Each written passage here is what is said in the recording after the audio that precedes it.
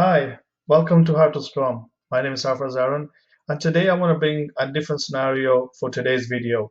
So, as a Scrum Master, you may be having a Scrum team that are also supporting the production environment. So, let's think of a scenario where the team is working on a sprint that's only 2 weeks, and there's a lot of work to be taken care of, and suddenly there's a production issue. And not just a production issue, but this is a severity one production issue. That means all hands on deck to making sure that the production issue is resolved as soon as possible. A lot of clients are being impacted, and that needs to be fixed first because that is the bread and butter of the organization, keeping the lights on. So, how does the Scrum team manage to work on a production issue at the same time continue working as a Scrum team to finish the work in 2 weeks? It's a very difficult scenario, and you as a Scrum Master will be faced with that, and you have to resolve that issue. So, what can you do in that situation? Number one, we have to explain to the Scrum team and the management that having to have a team that is dedicated to the Scrum and production issues on the basis that there might be a production issue will not work.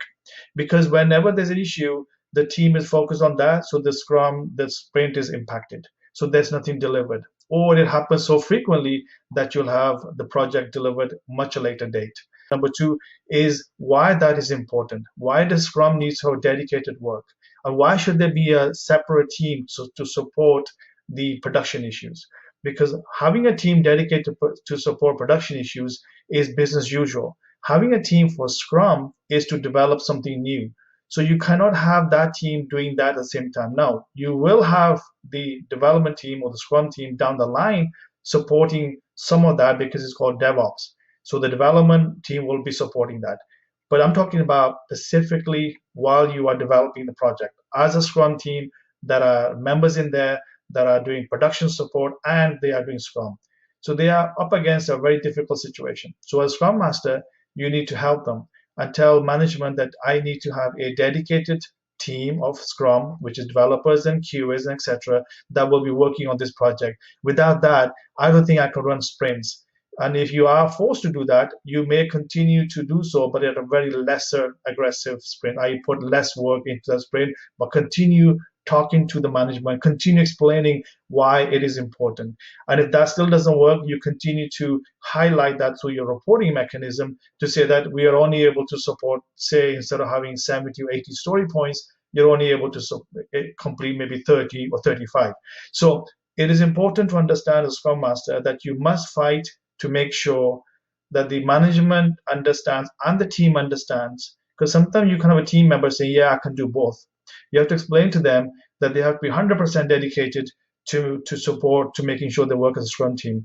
And if they have to do the production support, then we must work on a plan with the management, with the team to say, what can we do here? Some of the things that come to my mind is to have another team that is dedicated to production support by having these experts helping to kind of transition some of the knowledge to them. But at the end of the day, the team must realize there are two separate streams, one for supporting production, one for dedicated to the sprint work as well. So as Scrum Master, you cannot have a scenario where you're having a team that is doing two things, production support and Scrum. This is not possible. And if you're up against this, that there's no way you can come out of it, continue to educate, continue to tell the team that they must be able to transition some of the knowledge. At the same time, as a Scrum Master, continue to make sure that the work is lesser in that sprint, because if you don't do that from your part with whatever is in your control, the team will be burnt out.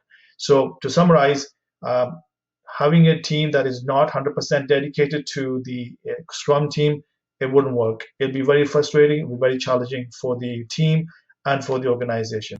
So if you have anything else that you want me to cover, please leave a comment and I will cover that. These are some of the scenarios that comes up to me. What would you do in that situation? This is from my perspective as a Scrum Master. This is what I would do.